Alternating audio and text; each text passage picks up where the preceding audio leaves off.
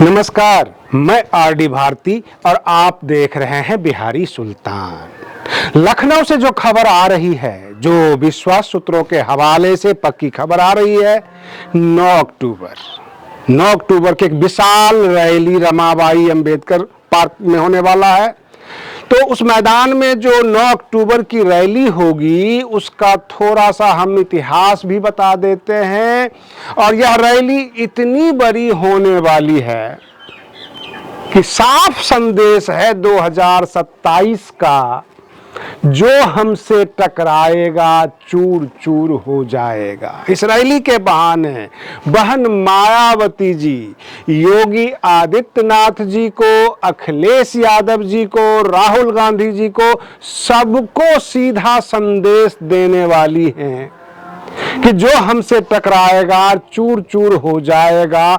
2027 में उत्तर प्रदेश में बसपा सत्ता में आ रही है। आज मेरी ताकत देख लो। मैं आपको बारी बारी से सिलसिलेवार तरीके से मैं आपको बता रहा हूं क्या क्या तैयारियां हैं और बहन जी ने कौन सा एक्शन ले लिया है।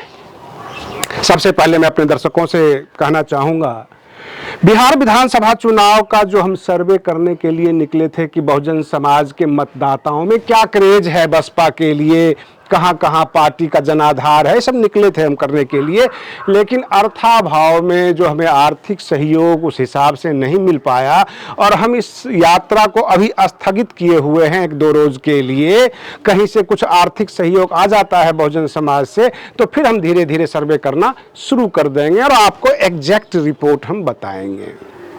रही बात ये, हमने अपना फोन पे नंबर भी दे दिया है, अपना जो है QR कोड भी लगा दिया है, सब कुछ कर दिया है। जो भी बहुजन समाज के जागरूक लोग हैं, जो बहुजन समाज को सत्ता में देखना चाहते हैं, बसपा को ज्यादा से ज्यादा विधायक जीतते हुए देखना चाहते हैं, बिहार में इनकी ताकत जानना चाहते हैं, वे तमाम लोग आर्थिक सहयोग कर सकते हैं। अब हम आपको लखनऊ के बारे में बताएं कि तमाम मीडिया जो है गूंजने लग गई है और मीडिया का कहना यह है कि 9 अक्टूबर 2021 को बसपा के द्वारा आह्वान किया गया था, बहुत बड़ी रैली थी और उस रैली में 4 लाख से ज्यादा लोगों को इकट्ठा होने की संभावना जताई गई थी। 9 अक्टूबर की जो लखनऊ में रैली है उसमें ज्यादा से ज्यादा संख्या में कार्यकर्ता को जुटने का एक और संदेश है। मैं आपको क्लियर बता दूं कि बहन मायावती जी प्रधानमंत्री नरेंद्र मोदी जी की बिल्कुल ट्रैक पे चल रही हैं। जो मैंने तुलना करने की कोशिश किया, जैसे कि हमारे देश के प्रधानमंत्री जी इवेंट मैनेजमेंट के पक्के माहिर हैं, इवेंट मैनेजर हैं, कोई भी मौका को वो नहीं छोड़ते।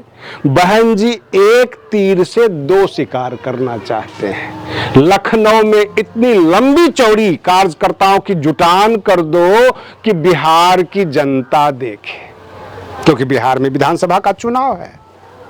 और रही बात ये कि अभी ये अगस्त का महीना चल रहा है, सितंबर में हो सकता है कि अधिसूचना जारी हो जाए अथवा अक्टूबर में जो है अधिसूचना जारी होगी तो नवंबर में चुनाव होगा। यानी अक्टूबर नवंबर में एक आकलन लिया जा रहा है कि बिहार विधानसभा का चुनाव होगा। जो बिहार के संभावित प्रत्याशी हैं, जो नेता हैं, अपनी अपनी तैयारी में लग चुके हैं। बहुजन समाज पार्टी भी अपनी तैयारी में लगी हुई है। सवाल ये उठता है कि बसपा का अपना कैंडिडेट तो है ही, अपना कैडर वोट भी है। जैसा कि मैंने पिछले वीडियो में बताया कि 2020 में 1.6% वोट मतदाता शेयर हुआ था, वोट पड़ा था।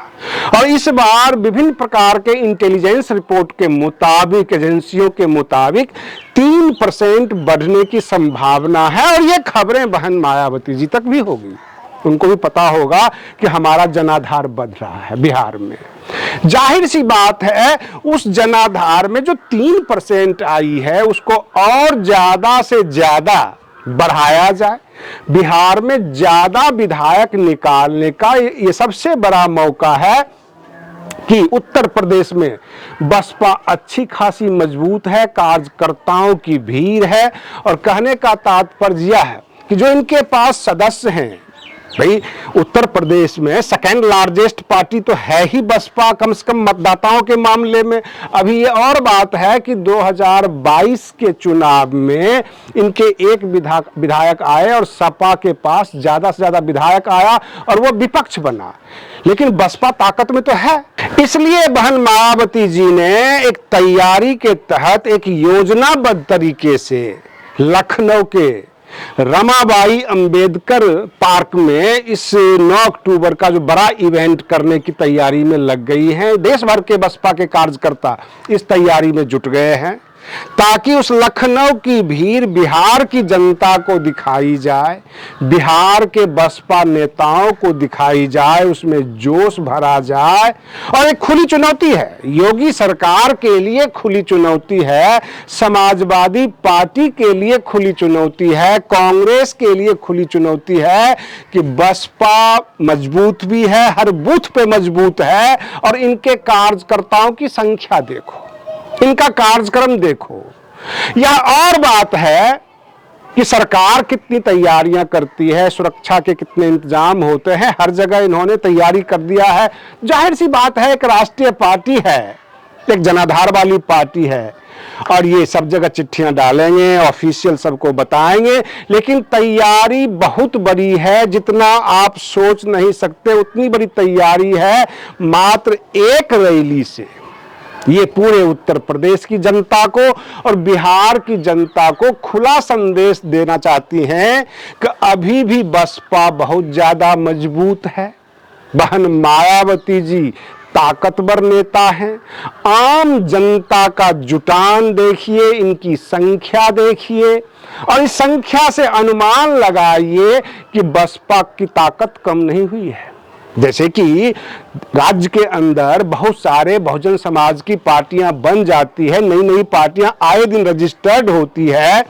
अगर आप मान्यवर काशीराम की जो है परिनिर्वाण दिवस पर ये रैली हो रही है, तो मान्यवर काशीराम जी के साथ काम करने वाले ही तो सोनेलाल पटेल थे, ओम प्रकाश राजभर थे। जितने भी ये अपना दल है, ये ओम प्रकाश राजभर हैं, बाकी स्वामी प्रसाद मौर्य हैं और जितना भी नेता आप देख रहे हैं उत्तर प्रदेश में, सबके सब तो मान्यवर काशीराम जी के ही चेले थे। उन्होंने ही सबको एकजुट किया था। जब 9 अक्टूबर की रैली का वो आह्वान, वो लोगों की संख्या, वो कार्यकर्ताओं की संख्या देखेंगे तो उस वक्त समझ में आएगा उत्तर प्रदेश की जनता को भी और उत्तर प्रदेश के छोटे बड़े सभी नेताओं को भी समझ में आएगा कि बसपा वाकई में अभी भी मजबूत है।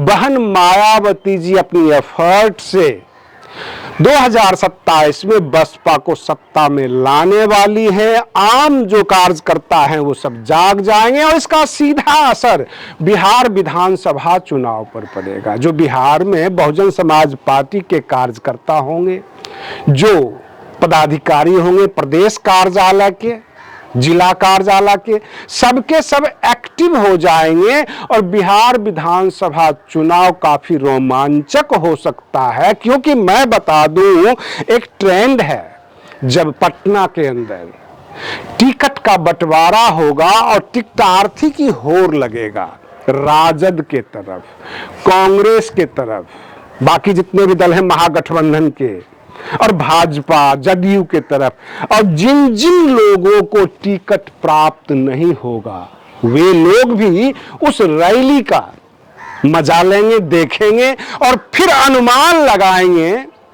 कि कोई नहीं तो बसपा भी राष्ट्रीय पार्टी है और इसकी रैली में लोगों की संख्या देखो, इनका आह्वान देखो, ये योगी सरकार से टकरा रहे हैं तो क्यों नहीं इस पार्टी का टिकट हम प्राप्त कर लें।